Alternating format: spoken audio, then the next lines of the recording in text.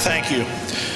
Good afternoon and welcome to the Forest Hills High School for the introduction and recognition of our 2016 Distinguished Alumni as selected by the Forest Hills Alumni Association. You will hear today that our honorees are truly distinguished individuals who had a vision and believed in their goals, dedicating themselves to achieving success. Would you please join me in welcoming our honorees?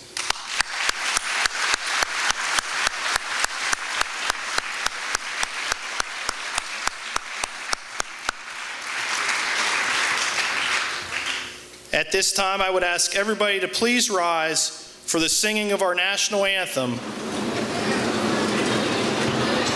and remain standing for the Forest Hills alma mater. Oh, say, can you see by the dawn's early light what so proudly we hailed at the twilight's last gleaming, whose bright stripes and bright stars through the perilous fight o'er the ramparts we watched were so gallantly streaming, and the rockets ran bright, stars bursting and casting gay proof through the night that our flag was still there. Narrow signals that star-spangled banner yet wave for the land of the free and the home of the brave.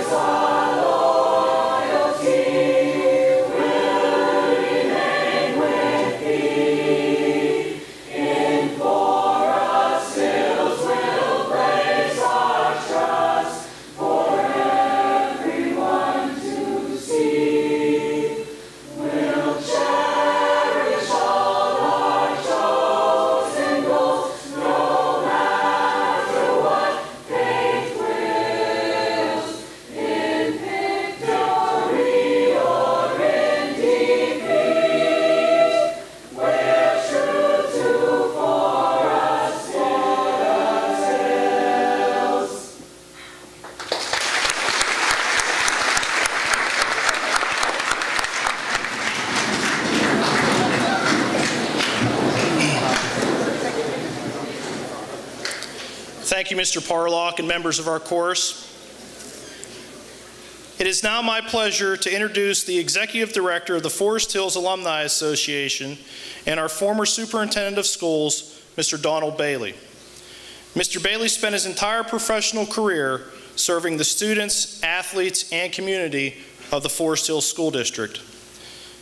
Mr. Bailey is a 1969 graduate of Forest Hills High School, and during his 38-year tenure at Forest Hills, he served as a classroom teacher, assistant principal, high school principal, director of secondary education, and finally, superintendent. Mr. Bailey is a lifelong resident of the Forest Hills School District. At this time, it is my distinct pleasure to turn the program over to Mr. Donald Bailey.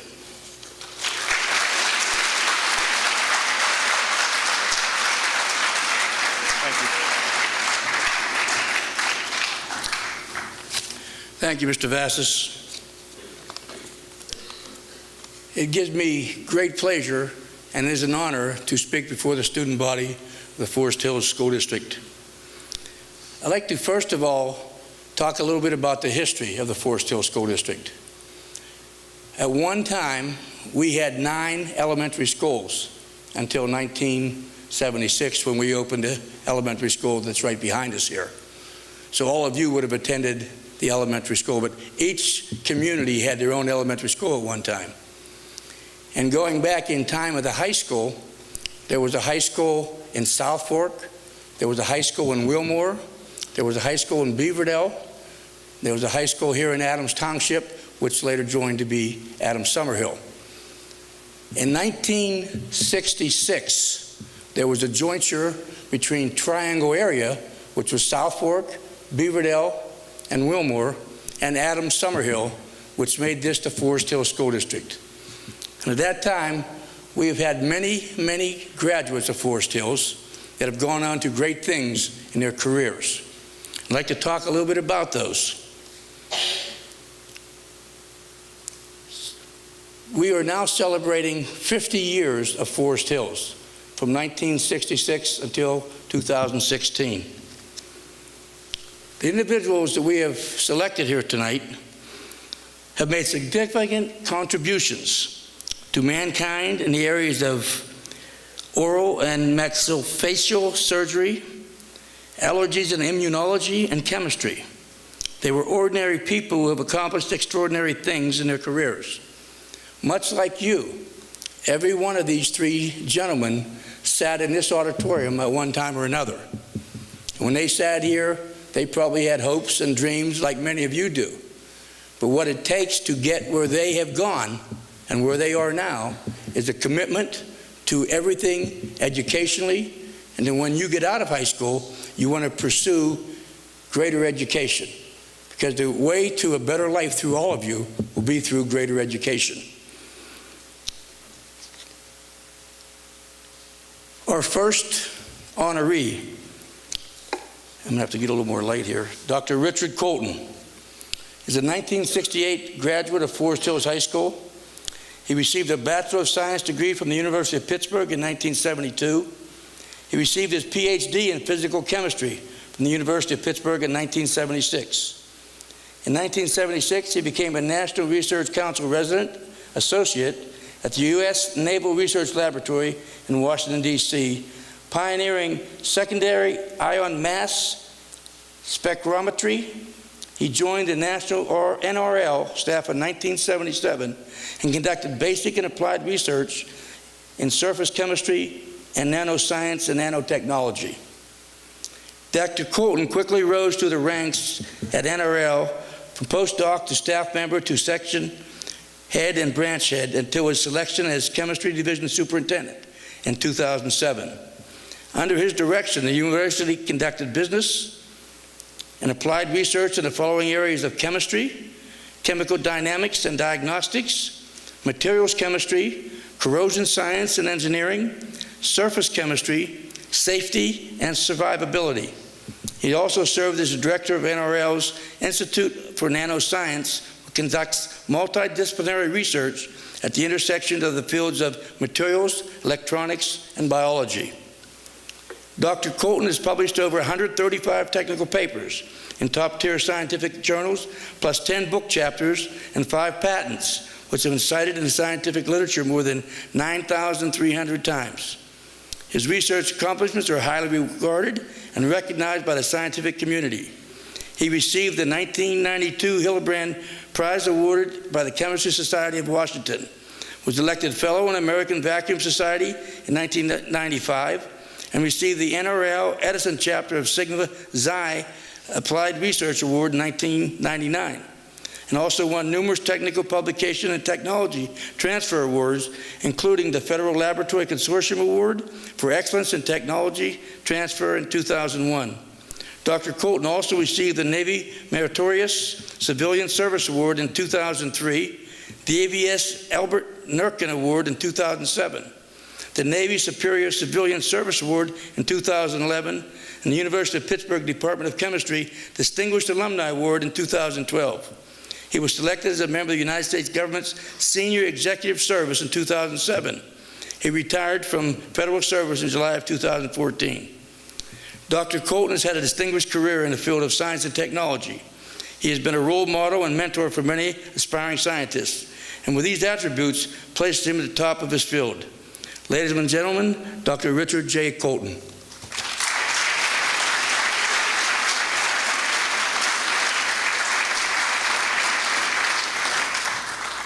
Well, thank you very much. It's nice to go first. Probably wondering what these old guys are doing up here. As you heard, 50 years ago, I was sitting right there. I was probably in the back. So, all right, so I want to make some comments. But first of all, I want to recognize a few people. First of all, my mom and dad who are here in the front row. So they still live in South Fork, and they work very hard to send their 2 kids to college. And Dawn already said that, higher education is a key to pursue some of your dreams. I want to thank the Forest Hill High School teachers and administrators who prepared me to pursue my dreams and set me on the path to achieve them. I want to thank some of my classmates, Patty, Phyllis here in the second row.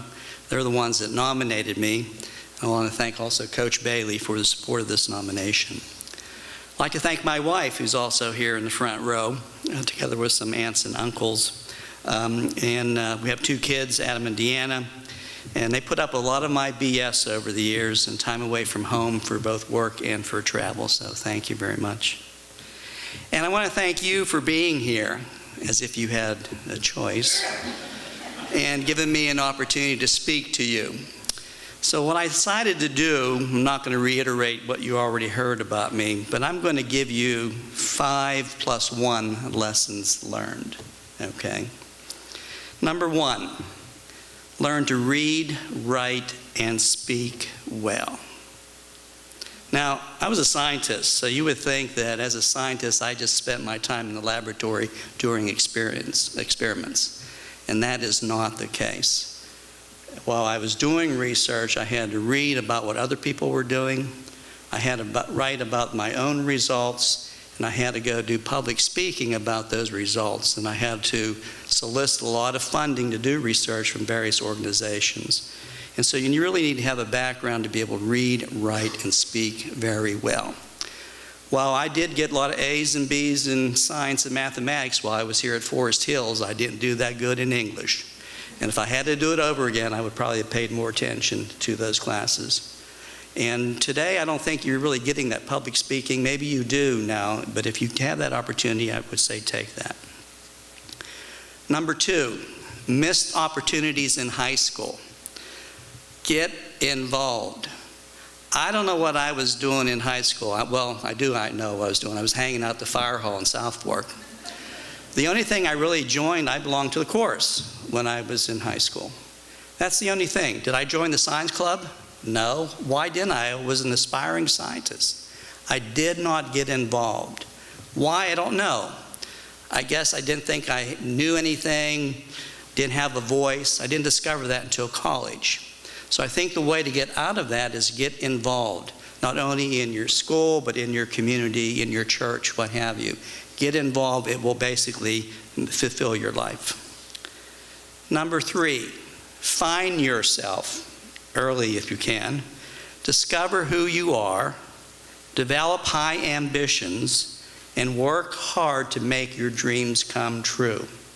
I underlined in my notes here, work hard. None of this will be easy. It will take a lot of hard work to achieve those dreams, particularly if you set them high enough. So I did eventually find myself in college, probably after I went from UPJ down to the main campus in Pittsburgh. I learned how to express my thoughts and my feelings and my ideas. I discovered that I actually had something to say and I had something to contribute. Why then? Well, I think it was probably the experience of moving away from home for the first time. I think you really grow when you do that. I met a lot of new friends that came from very different parts of the country and had different backgrounds, so you learn from that experience. I experienced new foods, not the meat and potatoes that my mom used to always make for every dinner. So that's part of that growing experience. But then I had a turning point in my career. So it was between my junior and senior year in college down at Pitt that I won a NSF undergraduate research associateship at West Virginia University in the Department of Chemistry. And that summer, I did research and I published my first paper. And I was hooked. Research was the way to go. But to become a very good research scientist, you really needed to have a PhD. So again, going back to setting high ambitions. So I went back to Pitt.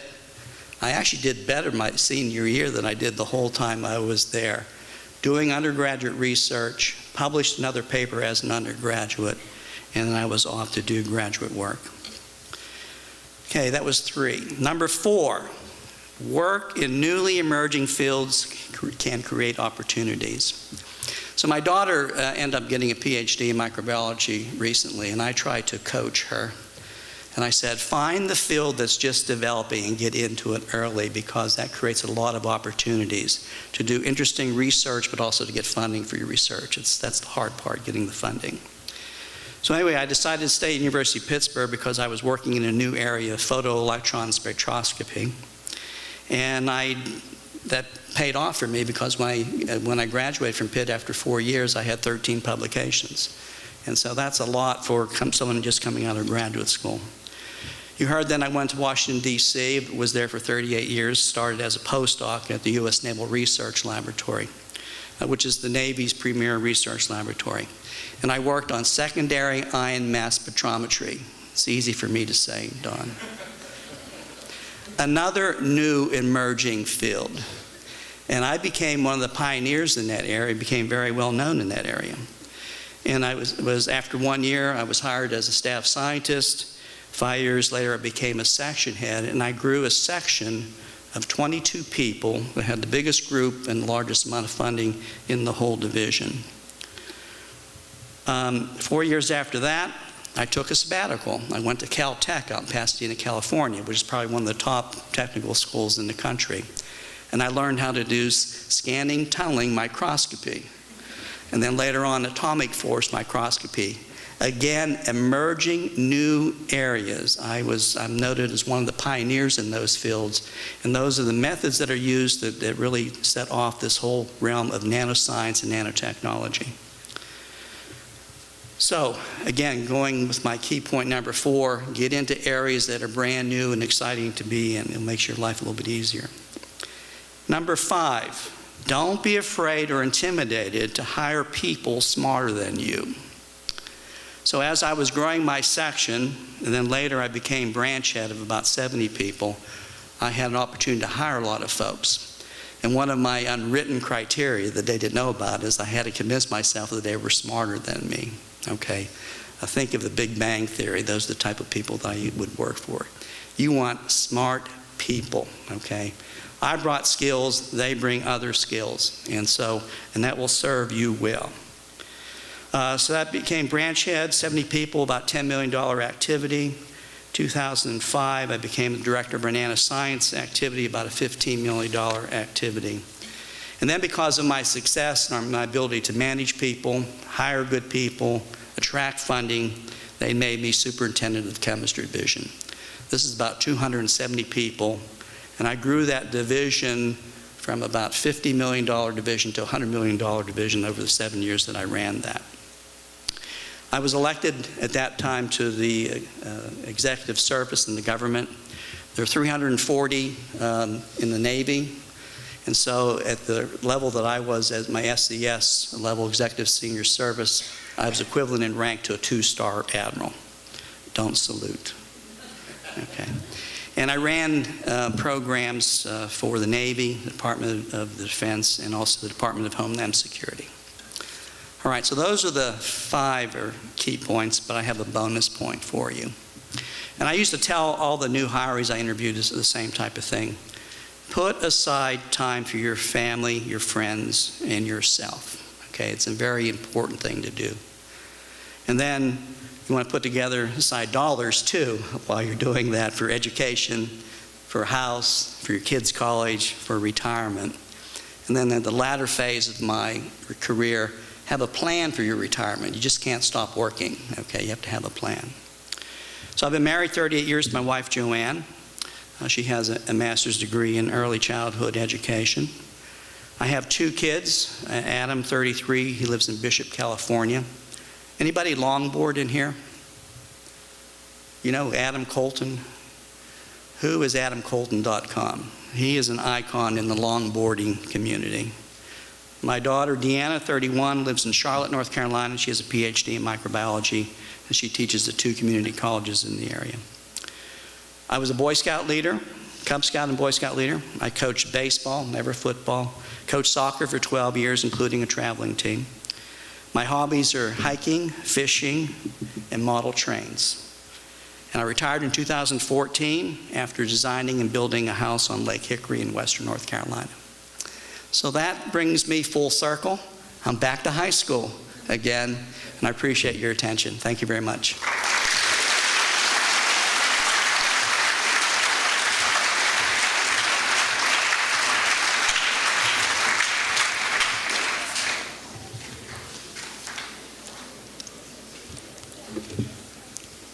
This afternoon, rather probably late morning, Mr. Vassis called and told me the final plans for this event.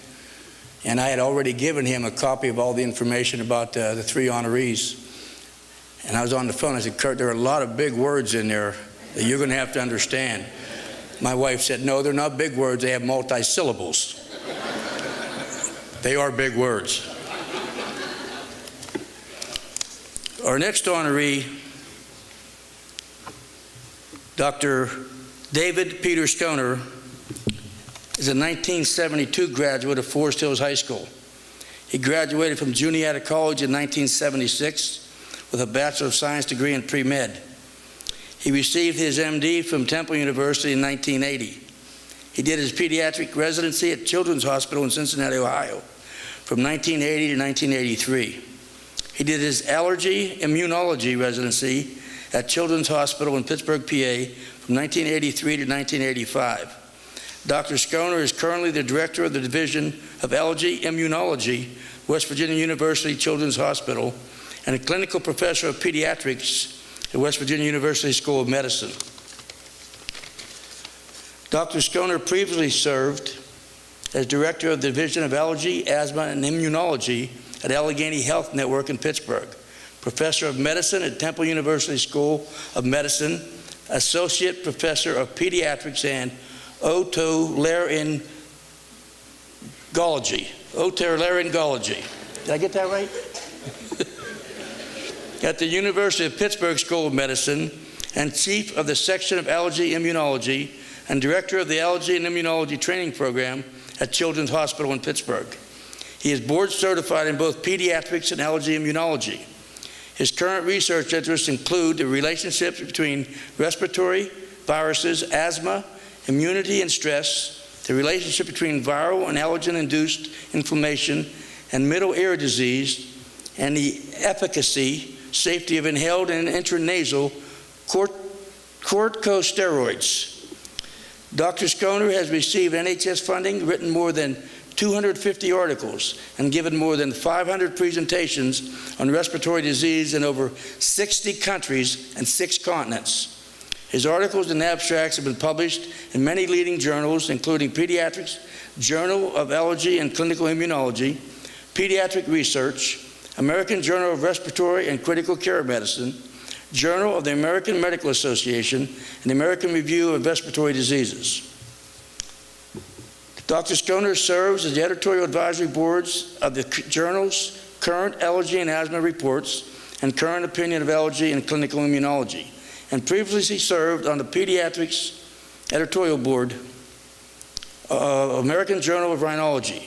He is a fellow of the American Academy of Allergy, Asthma, and Immunology, the American College of Allergy, Asthma, and Immunology, the Association for Research in Otolaryngology. That's a tough one, believe me.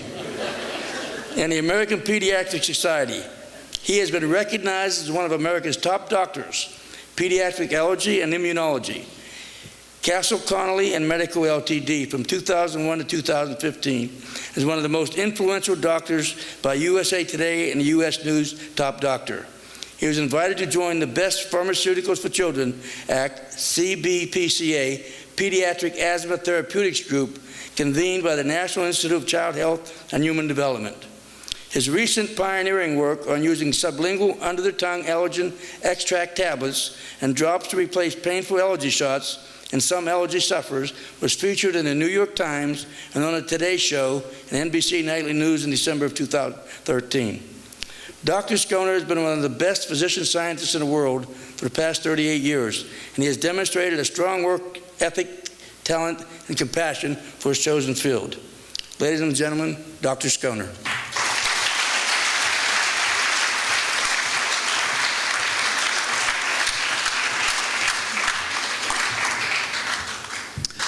Thank you very much, Don. It's otolaryngology, to be quick about it. Well, it's great to be here, and I think that some of what Rich told you will be reiterated in my little talk to you as well. I also was in this auditorium in 1972. And much has happened since then. I did some of the same things, followed some of the same rules that you just heard about. They're good ones. I grew up in Dunlow, Pennsylvania, and worked very hard as a young man. I used to, just so that you know, some of you may do this, I used to mix cement for my uncle. He was a stonemason. So I worked very hard, got big shoulders, and got strong as a result of that. What I want to do is cover three things with you here today. Thank some people and tell you a little bit about my career, and then hopefully inspire you as our previous speaker did. First of all, I'd thank my brother Pete. Thanks for nominating me here. He's a strong man in his own right, a professor at St. Francis University. I'd like to thank Dawn for supporting this nomination and the committee for choosing me. I'd also like to thank all of you for coming here. I'd like to acknowledge my mother, Helen.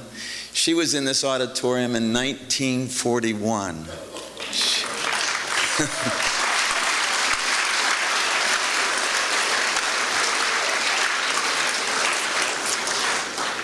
And as Rich did, you know, our lives can't go anywhere without a supportive spouse. And my wife, Janet, has been very supportive of my crazy travels and the crazy things I do in my life. And I have 5 children as well. One of them's in medicine, 2 in teaching, and 2 are sort of in business.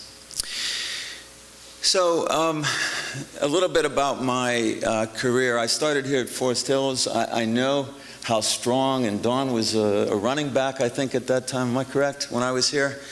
And football was like everything, and I didn't play football. So I said, well, what am I going to do in my life? And I realized that life is not a sprint, it's a marathon, it's a long race. Some people achieve greatness very quickly, some take a long time to achieve greatness, and I figured I'd follow that second pathway. So I did like you did. I would have been in the chorus. And in fact, one of my most memorable things was being in county chorus and singing, and we recorded a little 45 record that I still have of Christmas music back then. And Art Gaddy was the one that inspired me there. So, but I realized that the foundation here is not only in athletics, but it's also in academics, and I'll tell you a little bit about more of that later on. So when I left here, I went to Juniata College, and I studied very, very, very hard there because I knew I wanted to make the grade to go to medical school, and I knew I would have to work hard. So it was really 4 years of booking and booking and booking. And it paid off because I got into Temple Medical School. When I went there to interview for Temple Medical School, one of the Forest Hills graduates, Walter Projelik, was there at Jefferson, and I was coming to interview at Temple, and he said, why don't you stay with us? So I said, okay. It was my first trip to Philadelphia from Dunlow. And I went and parked my car in front of his place, and it was, I was so happy to be there. I just immediately went up to their second floor apartment. And after that, I went down to get my sport coat because I had to go and do an interview the next day. And I went down to my car, and it was, the window was broken, and my sport coat was gone. So I had to go to my medical school interview wearing Wally's. You remember Walter Projelik?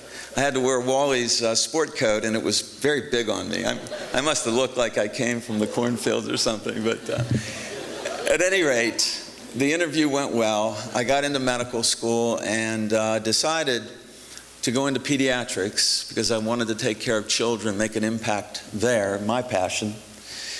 And went to Cincinnati after that. Cincinnati is like a mecca of pediatric care. It's just unbelievable system there. The entire city pays a tax to care for children in that region.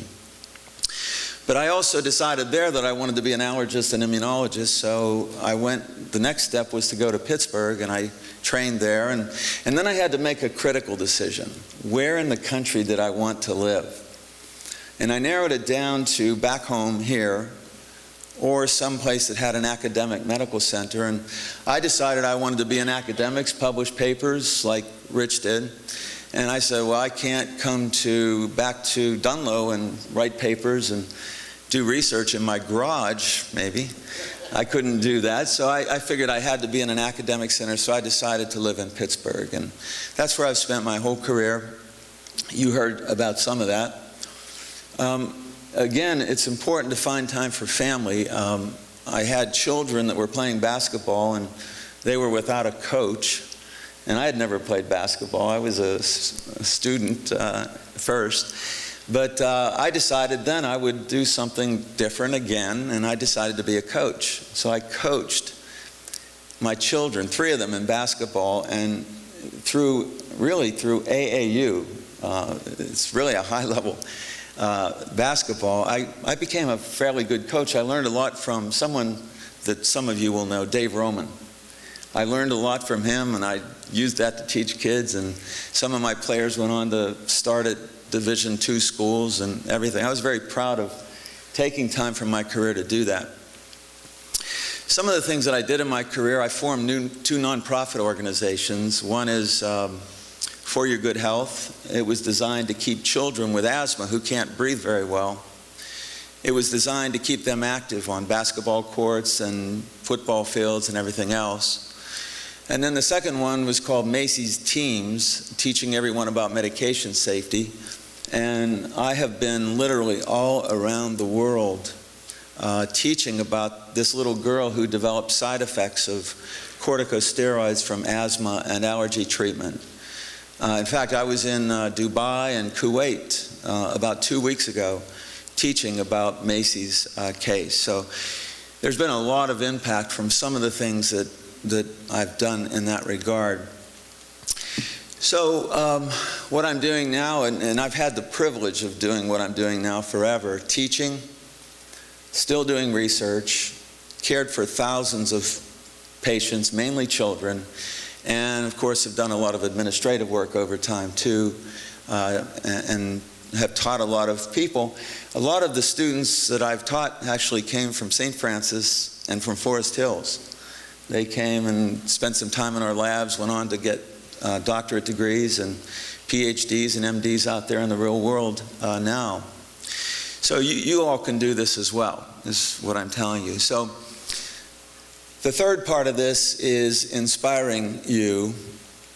And one of the, I've met a lot of people, been in a lot of places, and one of the people that I was fortunate enough to meet was General Norman Schwarzkopf. Is anyone familiar with General Norman Schwarzkopf? I think it's the older people in the front of the room. He's a famous general. And I sat and had a conversation with him at a cocktail party. And he taught me his 3 ways for success. One was to work hard. You probably all work hard in some way or another. I learned to work hard from my uncle, who was a stonemason, and I used to mix cement for him. That was very, very hard work. And somebody said to me, "How long did you do that?" And my answer was, I did it long enough to know that's not what I wanted to do the rest of my life. So that's when I kind of decided I would be some academic person. The second thing was do what's right. And I learned that from my religion, which came from my parents. I learned to do what was right, make the right decisions at the right time. And the third part of this was be the best that you can be in whatever you choose to do. Be the best that you can be. I exceeded my own expectations in life. I set goals right here, and I feel like I have exceeded them. I've been really blessed with what I've had. But be the best that you can be and never give up. That was Norman Schwarzkopf's final piece of advice. And I have to think back to high school years here when I was inspired. I was not a top-notch student here at Forest Hills High School. I was a mediocre student who was trying to fit in with the rest of the crowd, and I didn't want to excel in any way. And one day I took a test, and I did my usual mediocre work on the test, not preparing very much. And a teacher named George Mazouras. Anybody remember him? Mazouras. He walked into the room. He was a very tall, lanky man. And he had my test in his hand. And he said, "Schoner," he said, "your sister, preceded you in this school. And, I know how smart she was. And is this really what you want to do in your life? You want to produce scores like this on tests?" And I said, "Well, I probably don't. You're probably right." He challenged me to be better than I was at that point in time. And I think it was at that time that I decided I was going to be the best that I could be in whatever I chose to do. And of course, that ended up being the pathway that Dawn described here a moment ago. So work hard, do what's right, be the best that you can be, and finally, never give up. And if you follow those words of inspiration, 10 of you or 20 of you will probably be up on this very stage. Well, maybe not this one. Figuratively, you will be on a stage like this someday as well. So thanks for listening to my story. Have a great day. Thank you very much. Thank you.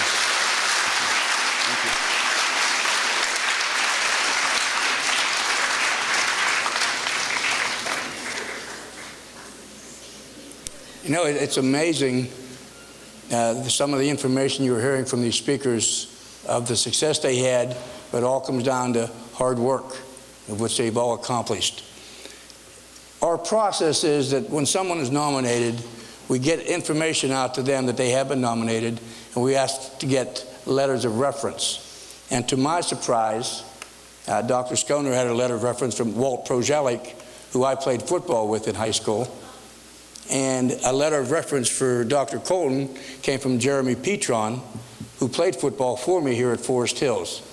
So Forest Hills is a small spot on the map, but a large spot on a national picture. Our next honoree, Dr. Larry M. Wolford, is a 1962 graduate of Adams Summerhill High School, which is a precursor school of the Forest Hills School District. He graduated from the University of Pittsburgh in 1965. Dr. Wolford received the Doctor of Dental Medicine, DMD degree from Temple University School of Dentistry in 1969 and completed his oral and maxillofacial surgery training at the University of Texas Southwestern Medical School and Parkland Hospital in Dallas, Texas in 1973. Dr. Wolford is currently a clinical professor in the Department of Oral and Maxillofacial Surgery and Orthodontics at Texas A&M University College of Dentistry, and in full-time private practice at Baylor University Medical Center, Dallas, Texas. He is widely known as a caring and compassionate doctor, surgeon, researcher, lecturer, and inventor. He was on the full-time teaching staff for 10 years at John Peter Smith Hospital in Fort Worth, Texas, an affiliate hospital of the University of Texas Southwestern Medical School and Parkland Hospital. He was a director of the Fort Worth Cleft Palate Program and assistant director of the Center for Correction of Dentofacial Deformities from 1973 to 1983. In 1983, Dr. Wolford joined the attending staff at Baylor University Medical Center and Baylor College of Dentistry in Dallas as professor of oral and maxillofacial surgery. He left BCD and full-time academics and opened the private office at BUMC in 1987 and was appointed full-time clinical professor in the Department of Oral and Maxillofacial Surgery at BCD. He has published more than 190 articles, prepared and published more than 150 scientific abstracts, co-authored 2 textbooks, edited 2 additional textbooks, written over 35 chapters for other books, and produced numerous surgical videos and movies. He has trained 28 fellows and more than 125 residents. He is deeply vested in clinical and basic research, and his studies have led to the approval of 3 Food and Drug Administration approved devices, including synthetic bone grafts for facial reconstruction, total joint prostheses for the jaw joints, and an anchoring system for reconstruction of the TMJ. Dr. Wolford received the William J. Geese Award from the American Association of Oral and Maxillofacial Surgeons in 1990, and the W. Harry Archer Award from the American College of Oral and Maxillofacial Surgeons in 2014 for major contribution to the specialty. These are 2 of the highest awards in oral and maxillofacial surgery. He was the first recipient to receive the William F. Harrigan Award, also for major contributions to the specialty, in 1982. He has served 6 years on the AAOMS Annual Scientific Sessions Committee and for 6 years on the American Board of Oral and Maxillofacial Surgery Examination Committee. Dr. Wolford is considered a leading surgeon in our country and internationally. In the OMS field, his reputation as an extraordinary surgeon has led to his practice having an international referral base. Patients from all over the world come to see him. Many of these are severe craniofacial abnormalities. In addition, he travels around the world lecturing about and demonstrating the philosophies and surgical techniques that he has developed. His influence has significantly improved the quality of care that surgeons provide to patients and have improved the quality of life for thousands of patients worldwide. Ladies and gentlemen, Dr. Wolford.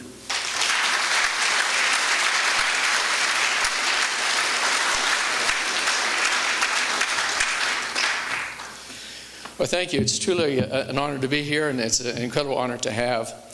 I want to thank Marion Boyer for nominating me for this special honor, and for Dawn for backing me up. I thought that I would not spend too much time on talking about myself, but I thought I might entertain you all by showing you some of the work that we do in correcting patients with various jaw deformities. I would like to see if I need to come down there.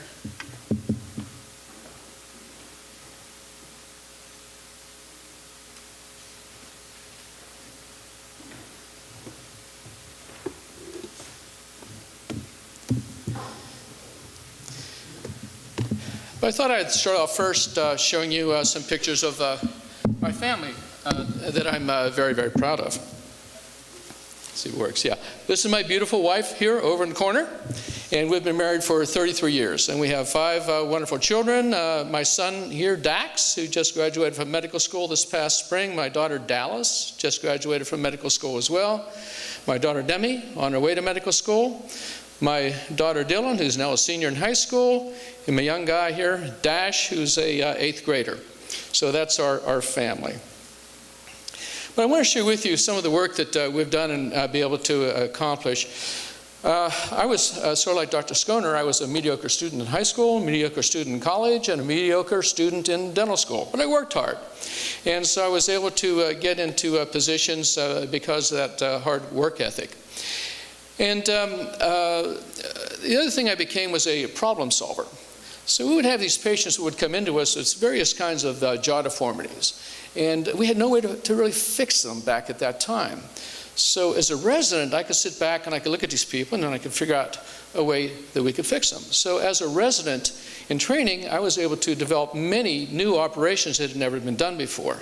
And that sort of kicked off my career in what I do. For instance, here's a young lady, as you see. If you look carefully, you can see that her upper jaw is a little bit underdeveloped, but her lower jaw is overdeveloped. Her lower jaw is growing much faster than normal. In these particular problems, these jaws can continue to grow for an extended time period. It causes bites not to fit together very well. So we analyze this, and we do x-rays, and we check them out and examine the patients, and we figure out how to fix these problems. So one of the problems occurred in the joints here, so I figured out a way that we could stop the growth in the jaws, which had never been done before. And then we were able to develop techniques to move the upper jaw forward and lower jaw backwards, and we did this all with the same operation. Which had never been done before either. So this was stuff that was developed many years ago, but it allows us to get these kind of results. You can see the after pictures on the right side. And good, solid bite relationships. Just another young girl, another 14-year-old girl, significant jaw problem. And what we were able to do for her, the same basic protocol to fix the joints and move the jaws around, and we can do that all in one operation in about 5 hours. We get a nice, stable bite relationship. And there she is afterwards, happy with her results. Another young lady, now you look at her, you can see the lower jaw is shifted off to her left side, off to her right side, because her left joint is growing faster than the right joint, which is also growing too fast. Upper jaw is underdeveloped, lower jaw is overdeveloped. So we're able to achieve this for this young lady at the age of 14. So she doesn't have to live, many, many years with her significant jaw deformity that continues to get worse if we don't correct it appropriately. Then we have the more severe kind of cases, as you see in this young man here, who has overdevelopment of both of his jaw joints and his lower jaw, and it's mainly right back here in that jaw joint area on the right side that's really taken off more so than the others. You can see how severe his bite relationship is. So we can use orthodontics and surgery to fix this. And so what we do is I go in and I take off the growth center up here in the jaw. You see it just taken out here, and that stops the growth. We can then move the jaws around, get them repositioned where they need to be very precisely, and we can end up with good, stable outcomes that just improve the quality of life for these kids and make them look normal and function normally. This is a young lady who's got a tumor in the left side of her jaw joint here, and this causes the lower jaw to grow excessively long on the involved side. So this, we go in, take the tumor out. At the same time, we move the jaws around to get them balanced and get the bite together. The lower jaw here, we oftentimes have to take some extra bone off the bottom here that overgrew, and we can end up with that result you see on the right side. A similar problem with this lady. She has a tumor in her right joint here, and it's caused the lower jaw to shift off to the opposite side. You can see she's also got a significant jaw deformity. Both upper and lower jaws are retruded a little bit. But the same scenario, we take out the tumor, at the same time move the jaws around to get everything balanced so that we can end up with these kind of results afterwards. And these are highly predictable with the techniques that we've been able to develop. Another common problem that we see in teenage females particularly is a condition where the jaw joint, which is right here, right in front of the ear, right there, a condition occurs where there's a little piece of cartilage in the joint, slips out of place, and then slowly that jaw joint begins to dissolve away. And the lower jaw very slowly continues to shift backwards and creates these significant deformities. It can also cause significant airway issues as well. So by fixing the joint and shifting the jaws back forward to where they should be, we're able to end up with these kind of results. Many of these kids have significant pain issues. We're able to eliminate their pain and headache factors as well. So the change in the profile. Another young lady, the same basic problem, jaw joints dissolving away slowly up here, causing the lower jaw to shift backwards. We're able to get this kind of result when we fix the joints and stabilize the jaws.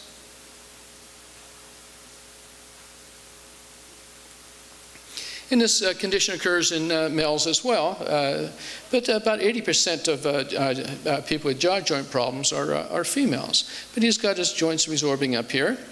You see the effect it has on his jaws and his appearance and profile. And after we fix his joints and reposition his jaws, he looks pretty good. Looks pretty much normal, functions normal. Pain issues and factors are gone. And a good, stable bite relationship. This little girl Half of her face over here is missing, particularly the lower jaw. And she essentially has no jaw on that side. You can see how shifted off to that one side she is. So we're able to reconstruct her using an artificial joint and artificial lower jaw on that side.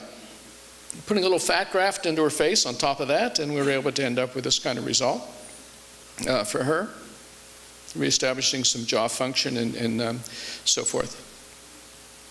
So this young man went off over his handlebars of his bicycle, landed on his chin, and fractured his jaw joints, and then they froze together, where he couldn't open or move his jaws, essentially.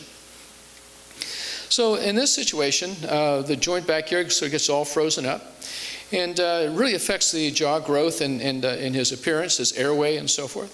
So we can reconstruct these kind of cases with artificial joints.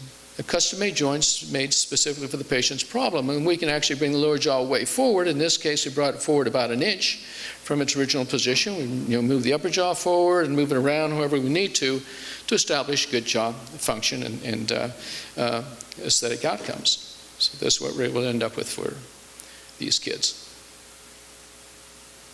And with good jaw function. Now, these are the interesting kids, the ones that I really feel we help so much because they're so often ridiculed by their appearance and so forth. But she has a condition similar to rheumatoid arthritis, where her jaw joint up here just completely dissolves away. And it causes that lower jaw to shift way backwards, as you see here. And these kids sometimes will have significant pain issues.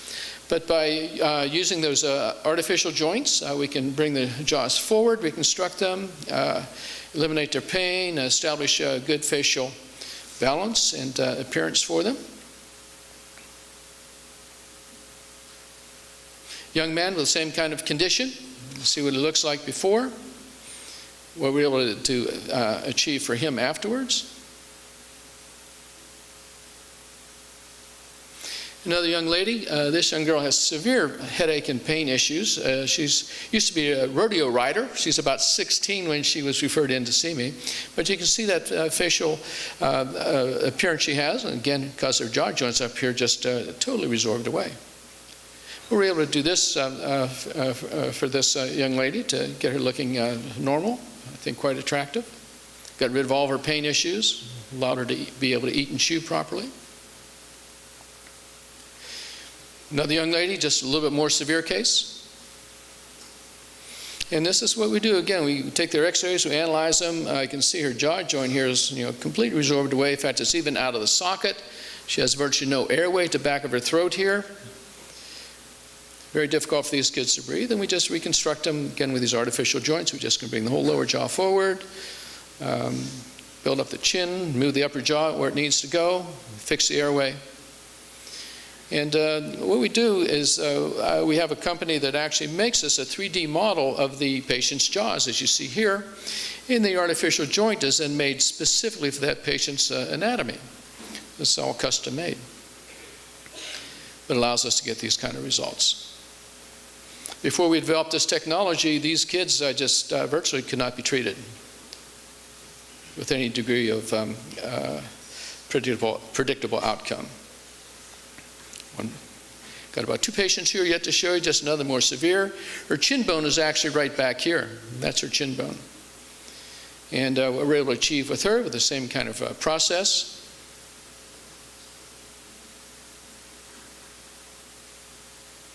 And I have to show you with just one very last patient. This is a very special patient because this was the first patient where I adapted this technology of the artificial joints and so forth to correct these this kind of deformity. Here's her chin back here. Her bite. And this was her picture on the left side when she was a sophomore in high school, and her high school graduation picture on the right side.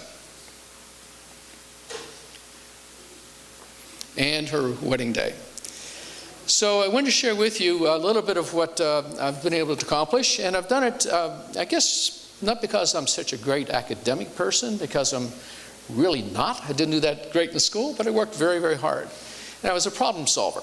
I would look for problems, and I tried to figure out how to fix them and make them better. And that's resulted in being able to achieve these kind of accomplishments. I'm very honored by this presentation, and I thank you very much.